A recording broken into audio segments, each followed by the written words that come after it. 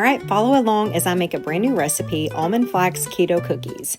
I literally hopped on ChatGPT and said, give me a gluten-free cookie recipe that's easy, has almond flour in it or coconut, and maybe incorporate some flax seeds. Keto is the key, but I also want high fiber. That was all I said. So this recipe is 2 cups of almond flour, 2 tablespoons ground flaxseed, 1 tablespoon whole flaxseed, 1/3 cup of granulated monk fruit, or I used something else. I don't remember what it's called. I use some type of keto sweetener. 1/4 cup of melted coconut oil or butter, 1 egg, 1 teaspoon vanilla extract, 1/2 teaspoon baking soda, 1/4 teaspoon of salt.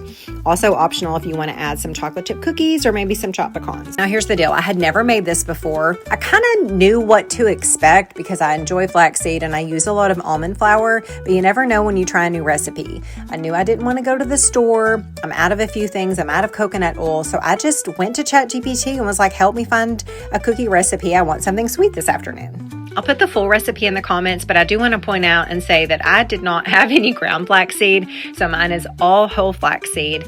And my chocolate chips, I'm just going to be honest, they weren't sugar-free. I added a little more vanilla than it called for, and it did not call for cinnamon, but I chose to add a little ground cinnamon anyway. This frugal journey has taught me so much about cooking, about baking things, and about just using what I have instead of having to run out to the store and get something new. I understand this lifestyle is not for everyone, but I assure you that the life lessons from intentionally watching every dollar and trying to be intentional with things I already have has taught me so much. As a 41-year-old woman, I still feel like I'm learning so much.